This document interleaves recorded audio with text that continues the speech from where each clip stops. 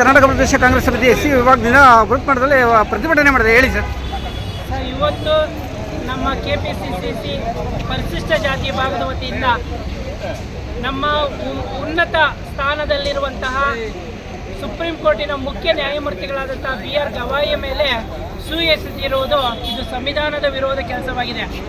ಇದಕ್ಕೆ ಕುಮ್ಮಕ್ಕು ಕೊಟ್ಟಿರುವಂಥವರು ಕೇಂದ್ರದ BJP ಸರ್ಕಾರ. ಎಸೆದು 9 ಗಂಟೆಗಳಾದರೂ ನಮ್ಮ ದೇಶದ ಪ್ರಧಾನಮಂತ್ರಿಯವರು ಯಾವುದೇ ಪ್ರತಿಕ್ರಿಯೆಯನ್ನು ನೀಡಲಿಲ್ಲ. ನಂತರ 9 ಗಂಟೆಗಳ ನಂತರ ಟ್ವಿಟ್ಟರ್ ಅಕೌಂಟ್ನಲ್ಲಿ ಒಂದು ಪ್ರತಿಕ್ರಿಯೆಯನ್ನು ನೀಡ್ತಾರೆ. ಇದೇನ ಜವಾಬ್ದಾರಿ ದೇಶದ ಪ್ರಧಾನಮಂತ್ರಿಯವರಿಗೆ? ಒಬ್ಬ ಅವರ ಸ್ಥಾನದಲ್ಲಿ ಸೇಮ್ ಪ್ರಧಾನಮಂತ್ರಿಗಿರುವಂಥ ಏನು ಘನತೆ ಗೌರವ ಇದೆಯಾ ಅದೇ ರೀತಿ ಮುಖ್ಯ ನ್ಯಾಯಮೂರ್ತಿಗೂ ಅದೇ ಸ್ಥಾನವಾದ ದೇಶದ ಪ್ರತಿನಿಧಿಯಾಗಿ ನ್ಯಾಯಮೂರ್ತಿಗಳಾಗಿದ್ದಾರೆ. ಇವ್ರ ಮೇಲೆ ಹಲ್ಲೆ ಆದರೂ ಒಂದೇ, ನಮ್ಮ ದೇಶದ ಮೇಲೆ ಪ್ರಧಾನಮಂತ್ರಿ ಮೇಲೆ ಹಲ್ಲೆ ಆಗಿದ್ರು ಒಂದೇ, ಸಮಾನ. ಮತ್ತು ನಮ್ಮ ನಮ್ಮ ರಾಷ್ಟ್ರಪತಿಗಳ ಮೇಲೆ ಹಲ್ಲೆ ಹೋದರೂ ಸಮಾನ.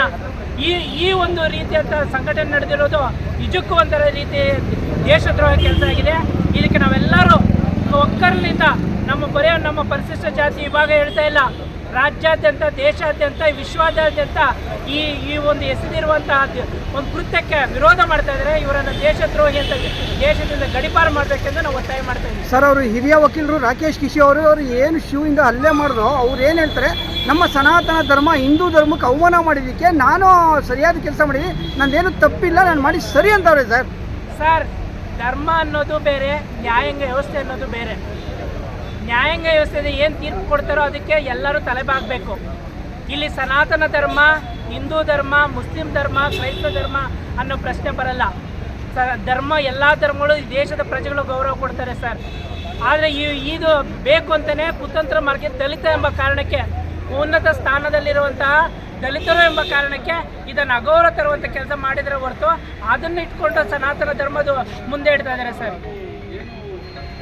ಸನಾತನ ಧರ್ಮಕ್ಕೆ ಚೋರ್ ಚೋರ್ ಮೋದಿ ಚೋರ್, ಚೋರ್ ಚೋರ್ ಮೋದಿ ಚೋರ್, ಚೋರ್ ಚೋರ್ ಮೋದಿ ಚೋರ್, ಚೋರ್ ಚೋರ್ ಮೋದಿ ಚೋರ್. ಧಿಕ್ಕಾರ ಧಿಕ್ಕಾರ ಮೋದಿಗೆ ಧಿಕ್ಕಾರ, ಧಿಕ್ಕಾರ ಧಿಕ್ಕಾರ ಬಿಜೆಪಿಗೆ ಧಿಕ್ಕಾರ, ಧಿಕ್ಕಾರ ಧಿಕ್ಕಾರ ಬಿಜೆಪಿಗೆ ಧಿಕ್ಕಾರ, ಧಿಕ್ಕಾರ ಧಿಕ್ಕಾರ ಬಿಜೆಪಿಗೆ ಧಿಕ್ಕಾರ. ಇನ್ನೊಂದು ಸಾಕ.